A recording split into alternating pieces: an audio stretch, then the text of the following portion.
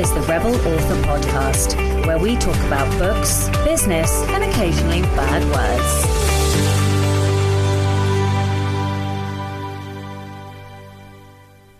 Hello, Rebels, and welcome to episode 133 of the Rebel Author Podcast.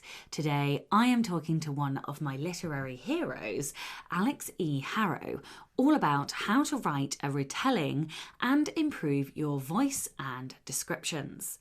But first, to last week's question, which was, have you ever applied to or participated in an anthology? And if the answer is no, do you read them? Edwin Downward said, I've been gifted many anthologies over the years, but I've only submitted to one, something called the Rebel Diaries, but for reasons that elude me, I never got my acceptance email. I'm sorry, Edwin. It was incredibly tough competition. And of course, everything was read completely blind. So it was based purely on the stories. And yeah, there were a lot. So competition was stiff indeed. Author Lena M. Johnson on Instagram said, excited to listen to this episode.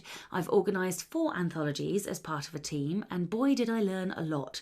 Can't wait to hear all of your wisdom and thoughts. Endalia said, happy publication day. I've been in anthologies and I've read anthologies. I love that the stories are all so different, even with a shared theme. I hope to publish an anthology in the future, so taking this as an episode to study. Okay, well, this morning it is the 8th of April, Friday the 8th of April, as I am recording this, and I had my end of year tax meeting with the accountant, and so it got me thinking, and so my question today is, how do you plan? Do you plan by tax year or by calendar year, or do you use quarters or half years or month perhaps? Yes, so what is the time frame by which you plan? I flip-flop between tax year and calendar year, and so obviously financially I sort of run by tax year, and that makes a lot of sense to me. But typically I have done my goals by calendar year, but that doesn't really make sense when I go by tax year mostly. So I have been thinking about whether or not I should still be doing that. Okay, so the book recommendation of the week this week is The Mechanic, a John Tyler thriller by Tom Fowler. This is a patron's book, so I'm going to read the blurb to you now. John Tyler finally built the life he wanted, but his past casts a long shadow. 8 years retired from the army, Tyler manages his PTSD and begins a job as a classic car mechanic. He's a single dad to Lexi, who's about to enter college. Life is looking up. Then everything comes crashing down. Tyler's former commanding officer is out of prison and hell-bent on revenge. Their mutual hatred has been simmering for years. When it finally boils over, everyone and everything in Tyler's life is threatened. He wanted to be a father and a mechanic. To save himself and his daughter, he'll need to use the deadly skills he thought he'd left behind. Can Tyler stop a monster without becoming one himself? The Mechanic is the first gripping novel in the John Tyler series. It's perfect for readers who like action thrillers with a little humour and a little heart. So I will put links in the show notes to that, and you can go and check it out. So in personal news and update, I have come back from the London Book Fair. I was absolutely fucked, like actually exhausted. Partway through the Wednesday at the London Book Fair, I had to retreat back to my hotel because I was completely oversensitised, or overstimulated, I should say. I ended up sitting in the room with the lights off and no sound, just basically in the dark. Originally, I'd booked a room with no window, which I thought was bizarre when I got there and was a bit claustrophobic. But actually, when it came to the Wednesday and me really needing a very dark room, it was perfect panicked because there was no external light. So when I plunged the room into darkness at sort of 2:30 in the afternoon, it really truly was pitch black. And so I just sat there in the dark for about 15-20 minutes, maybe a bit longer. And when I turned the lights back on, it was like I'd had an hour and a half nap. It was unbelievable. But it really has reminded me that I do have some sensory issues maybe, and I do get very overstimulated. The London Book Fair was very, very bright though, and very noisy. So I'm not really surprised that I struggled. And of course, it reminded me that I really haven't done any peopling for a long time, because I was just exhausted from all of the peopling as well. So what else? I met some lovely people. So thank you so much to everybody who came up to me and said hello, and for everybody who I met who has read my books. That was amazing. I really appreciate all of you. So thank you very much. I also met some lovely patrons. I met Scott and I met Helen, and that was fantastic.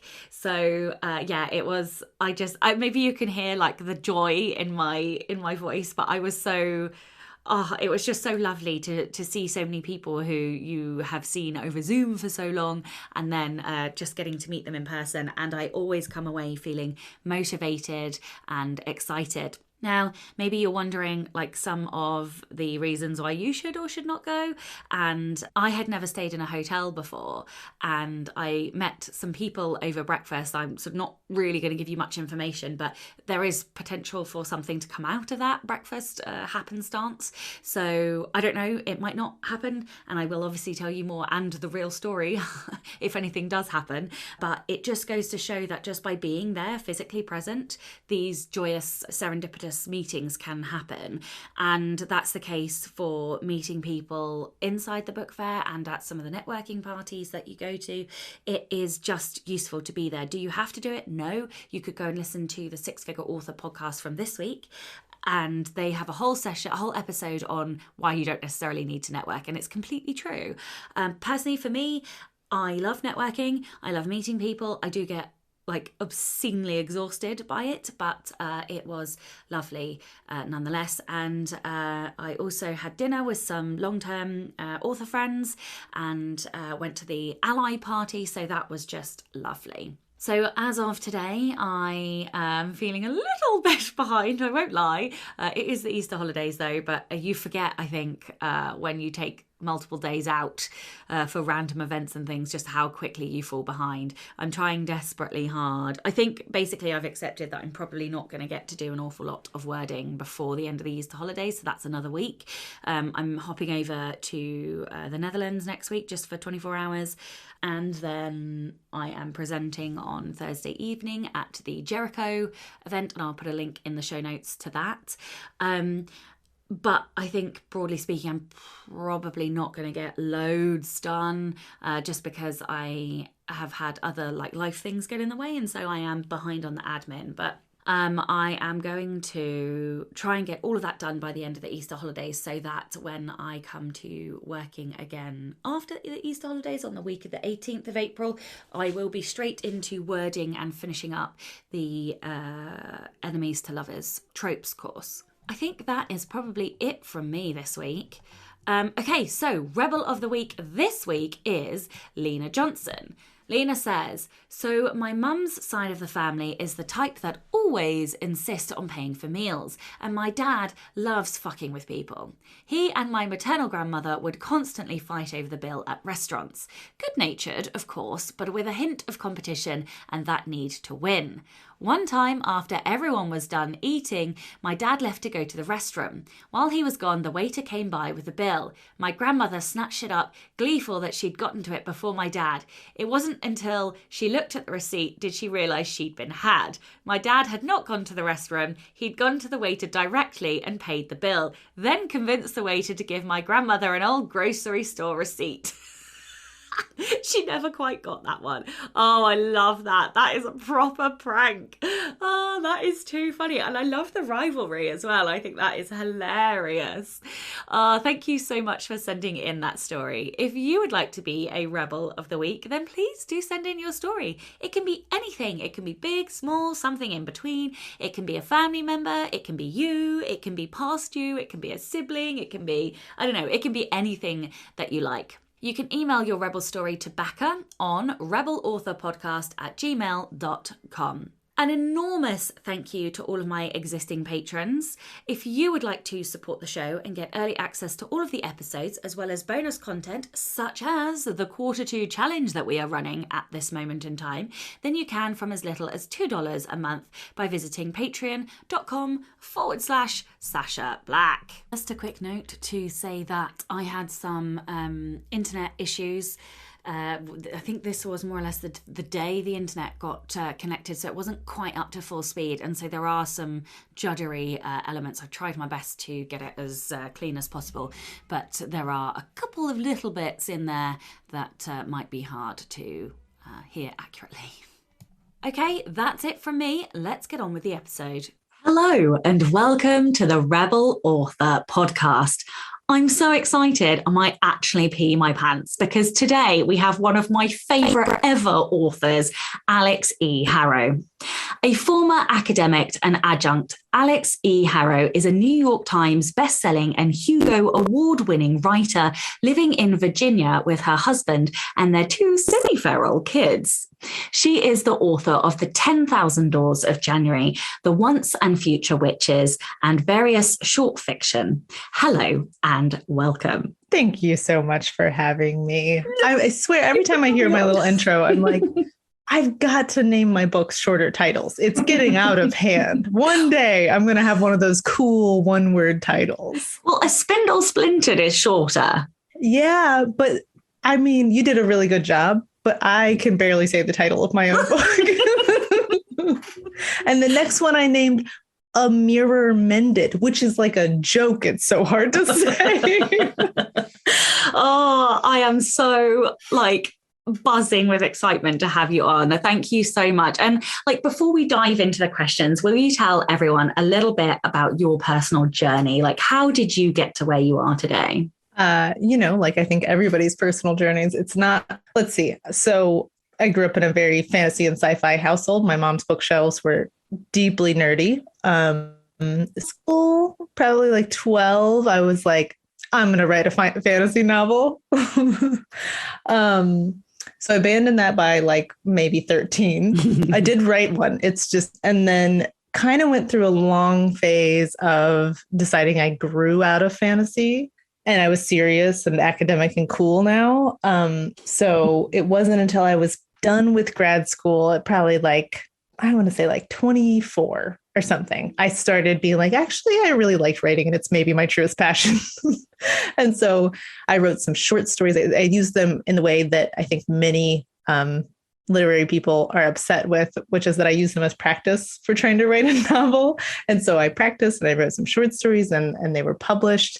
And then I got really, really, really lucky. And one of those short stories kind of went around Twitter a little bit. And I got a message from an editor and a message from an agent being like, hey, you don't happen to have a novel, do you? We really like that short story. And I was like, I do. Let me finish it real quick and send it to you. And that's my agent. And that was my editor for my first two books. Wow. So that is one hell of annoying. A story. That's very annoying. I am aware that writers' conferences, I should keep that to myself because it's really annoying, but that is what happened.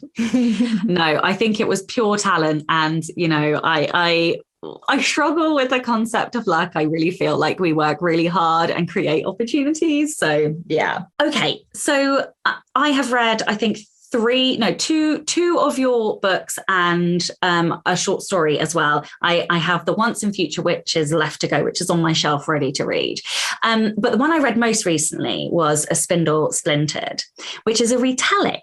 So I wondered if we could start there.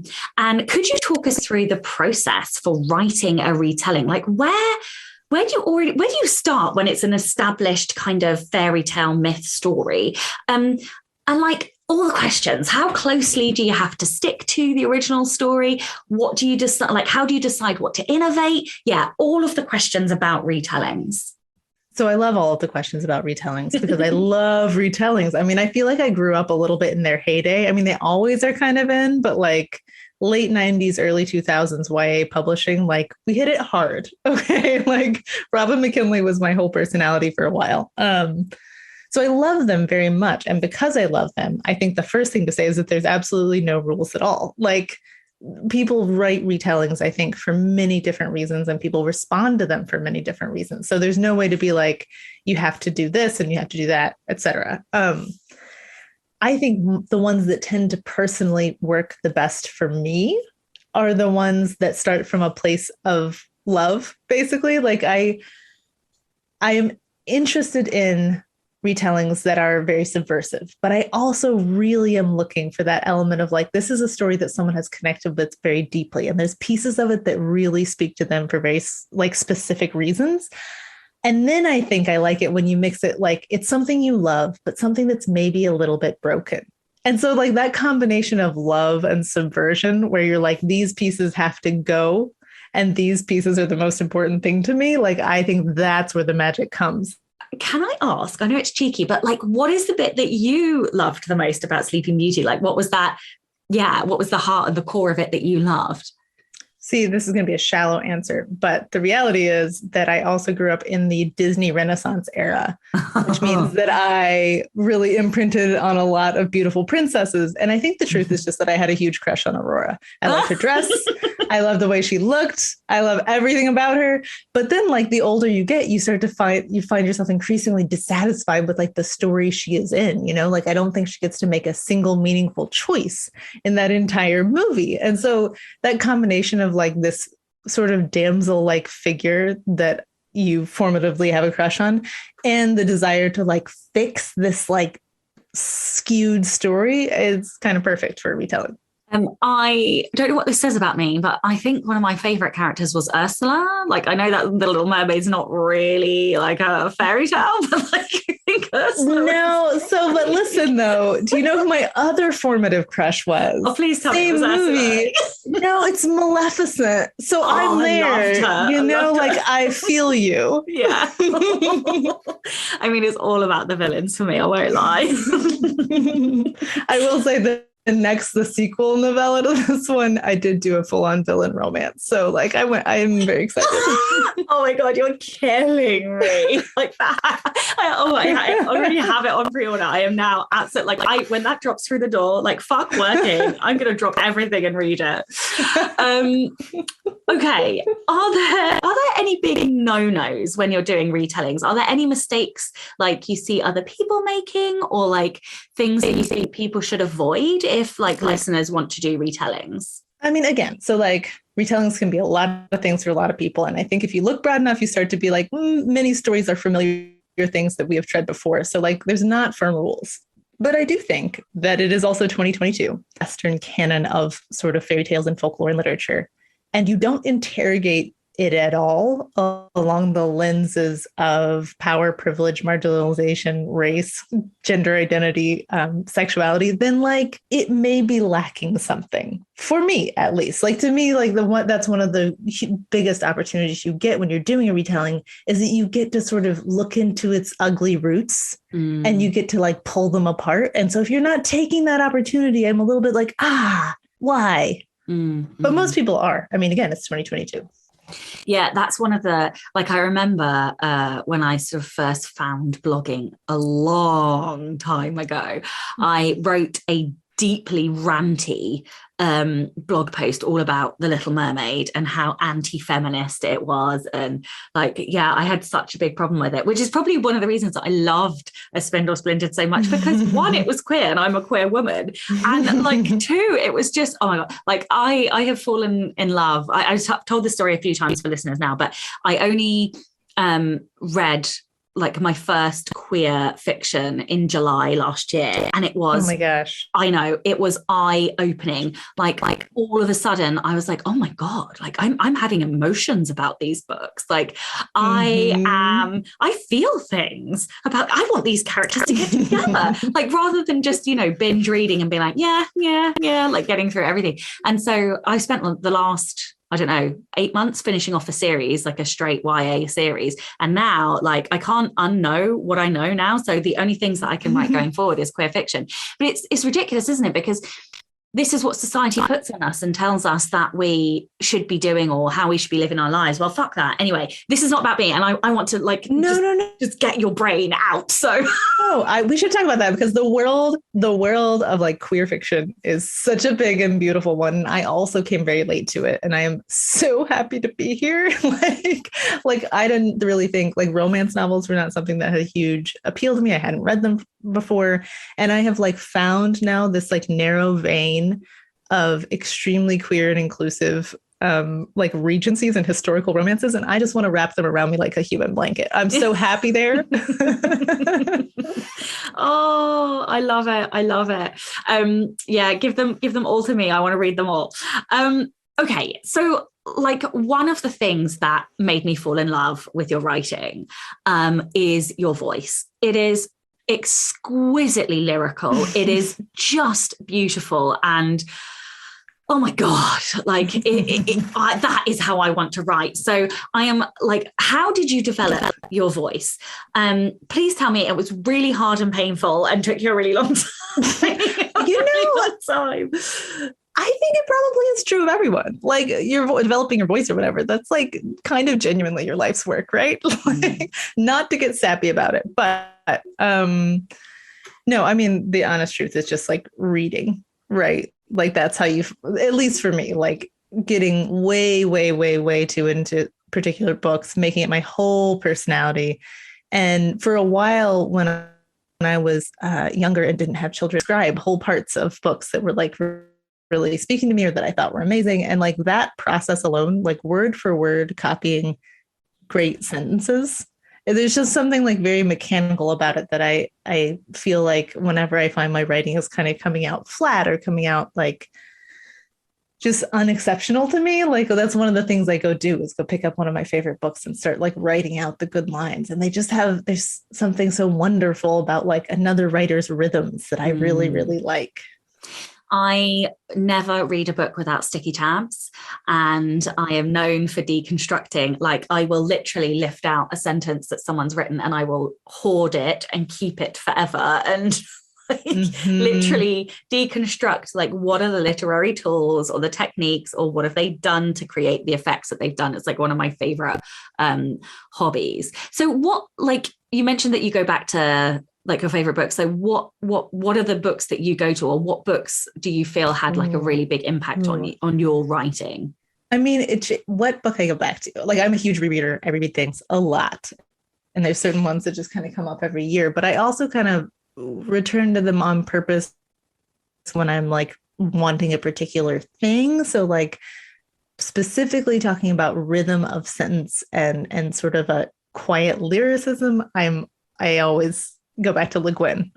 The Earthsea Cycle just is like unparalleled writing. And the rhythm of her storytelling is so beautiful and it flows so seamlessly. So that's when I go back to.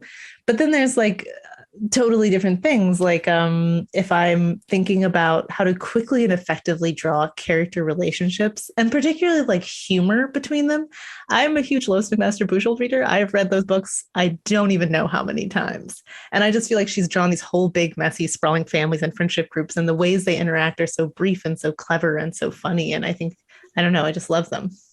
I like pulled out a post-it and was like writing down notes. So you have this way of describing characters that is like delicious. It is so rich in imagery. And I wanted to ask about that specifically. So like some of my favorite ones, I did send you a couple, but I found another one. So like there have only ever been two kinds of librarians in the history of the world: the prudish bitter ones with lipstick running into the cracks around their lips, who believe the books are their personal property, and patrons are dangerous delinquents come to steal them, and witches. Like, I don't think I've ever read a better line than that. How the fuck did you come up with that? Because honestly, oh my God, like I gasped reading that. So yeah, talk to me about that. Like, how do you create such beautiful descriptions?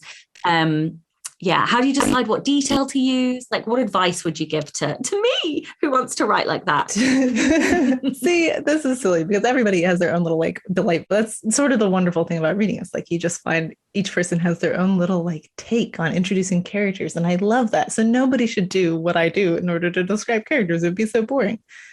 However, in this one case, I do have an extremely prescriptive formula, which is that, so if I'm describing a person in particular, this is broadly true of all of my metaphors because I have a problem about metaphors, which is that I use them too much.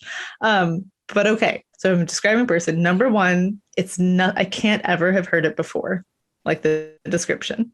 And two, it has to tell me something specific about the person, not just the way they look. And then three, that thing has to be like true. And by true, I mean like something that I myself have experienced in the world. Like it like a type of person that feels like recognizable, if that makes sense to you. And brilliant. I kind of was doing this already.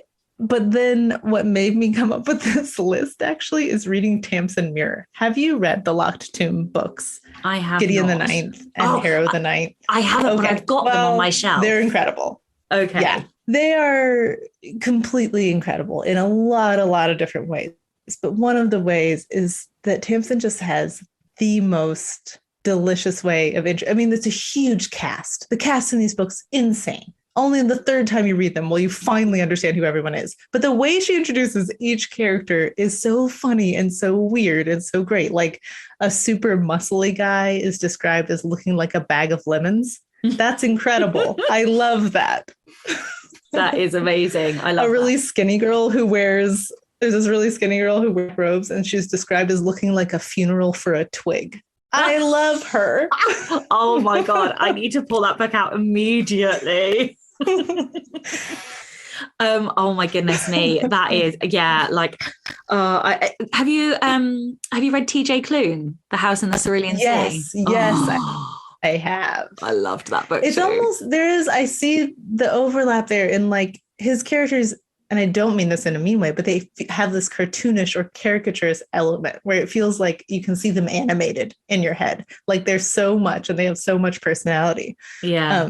And I feel like it's a similar skill of like quickly and hilariously drawing out a person's self. Yeah, absolutely. And Lucy, I think, has some of the best dialogue I think I've ever read. Yeah. Okay, so what advice would you give to someone like wanting to create strong imagery, like not just character descriptions, but strong imagery in general? I mean, I don't know. It's one of those things that it just like I take forever on. It's not quick, lyrical and descriptive, but like I'm not really one of them. do you so like what is your process? Do you like fast draft and then you edit in the lyricism, or like do you write slow first drafts and get it right the first time? What I like to do is I write slow the first time, and then the second time I also write slow, and then I finish off by editing slowly. I'm very slow. Oh, I love that. No part of this is efficient. Hey, I don't care. Just never stop writing. That's absolutely fine. How do you world build? Because both the 10,000 Doors of January and Spindle felt so like real to me. Like, what is your method or your process for world building? Like, where do you start? Do you like, talk to me about that. I mean, it's kind of interesting that you should mention world building because I still don't really think of myself as doing world building because I haven't done the full on like secondary world fantasy, you know? Like Mm-hmm. I don't have to tell anybody the name of an invented country or like its history, its backstory, or, you know, like I'm relying on pieces of the world that people sort of know or think they know, which makes it kind of like cheating because then it's just a matter of like, I know that people have a vague image in their head when you say, Disney Castle or when you say 1917. Like there's particular little things. And so then you're sort of playing off of this image that's already been conjured. And the details you mention are only the ones that are either going to deepen or contradict that conjured picture, right? Like if you want people to not be picturing let's say a very stereotypically period piece image of a street and you want them to notice other types of people in the crowd, you have to say that, you know? Okay. And that brings me, like, it's a great segue because I think that's one of the things that I love about your stories is that they straddle that line between contemporary world, like real world setting, but also like fantastical elements just blended in seamlessly. Like how do you keep that balance between making both the fantasy elements and the real world elements feel lifelike and not just slapped on? And yeah, talk to me about that. I was thinking, I saw that question. I thought it was a really good one and an interesting one because it's not something I've really consciously thought about before.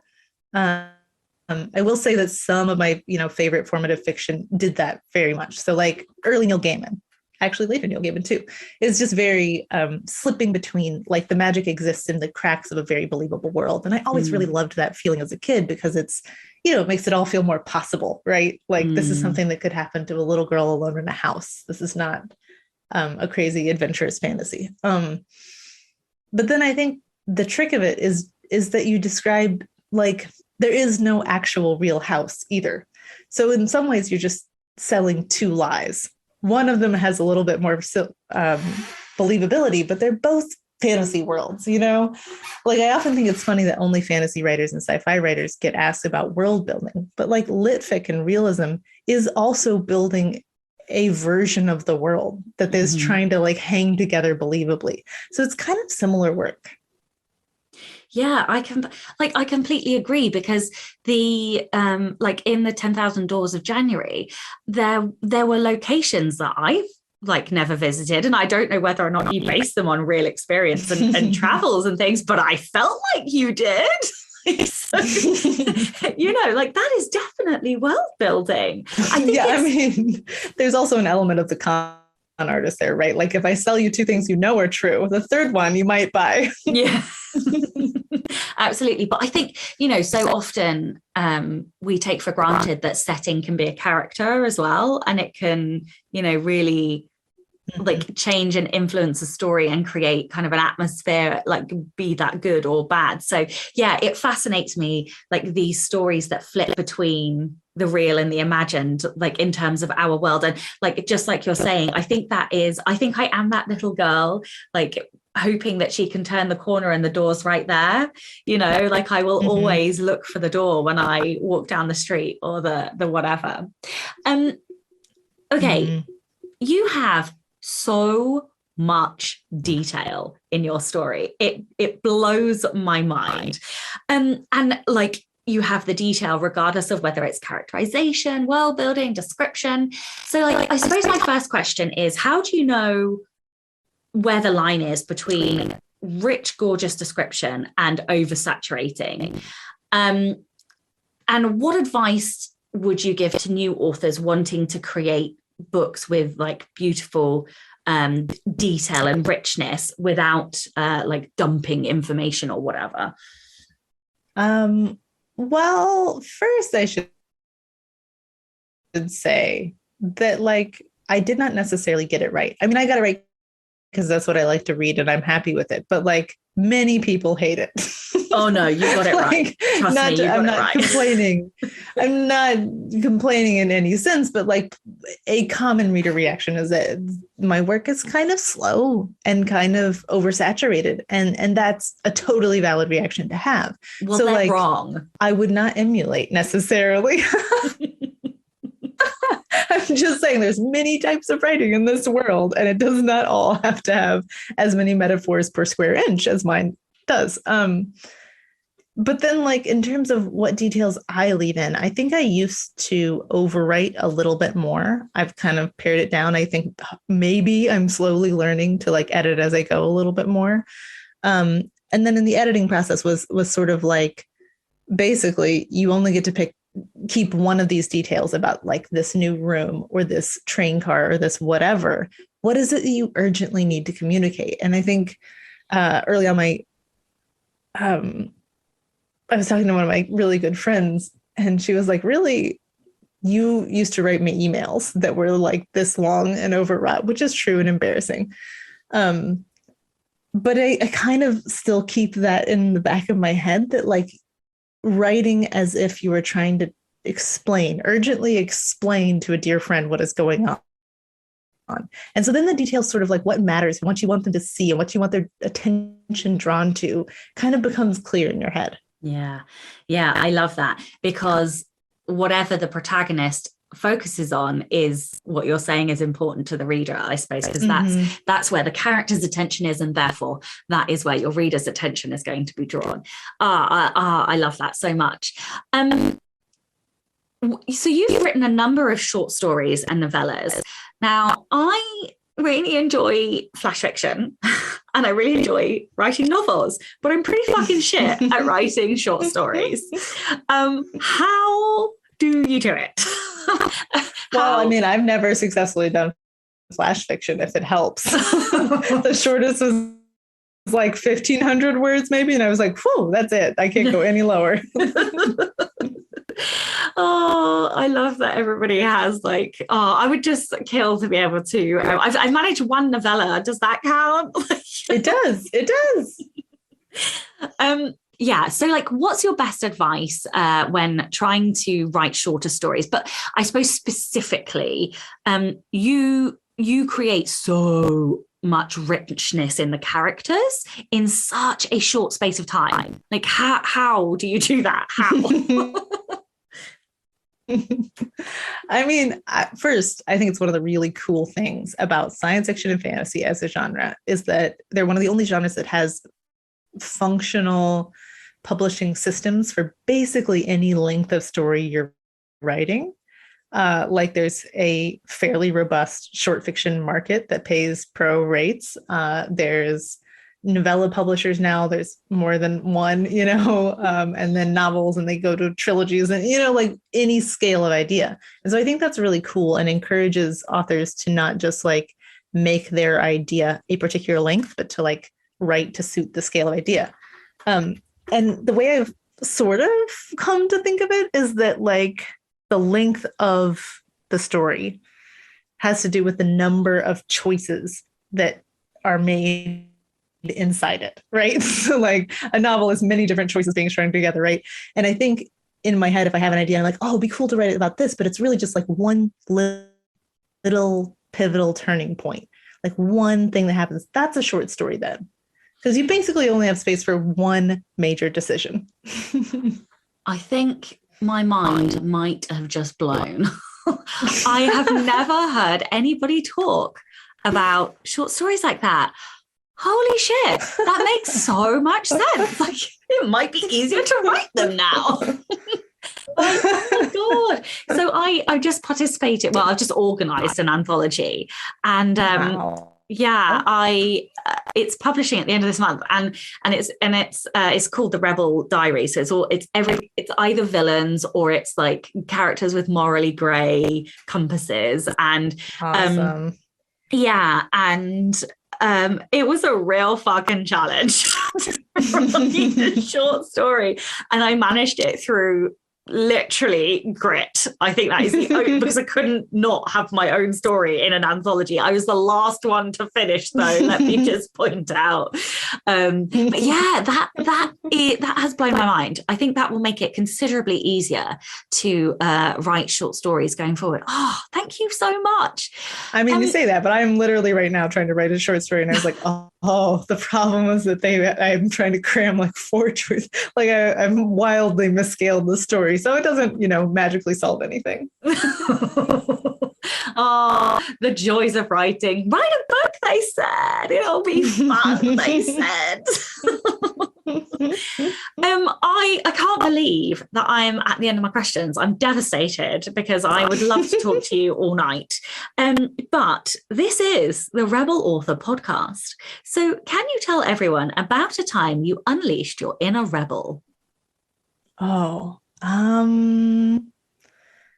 mean, this is very like elementary school baby steps version, but it's on my mind because my kid's lunch lady is being a dick to him. And my lunch lady was a dick to me when I was a kid. When I was like 10, I was maybe one of the only kids on reduced or free lunch in my school. We had just moved and I was from Kentucky and we were in like Boulder, Colorado, and everybody had a bunch of money, et cetera, et cetera. And for whatever reason, my lunch lady decided to make like a really big deal out of that and like wouldn't let me, like made me finish everything that was on my tray and like told other people that I was on reduced lunch and blah, blah, like all this nonsense. And I told my parents and my parents were like, all right, here you go. And they gave me the coin jar that we kept in the house. And I counted out all my week's lunches in pennies. And I paid her in pennies every day for a week. Oh, I bet she hated that.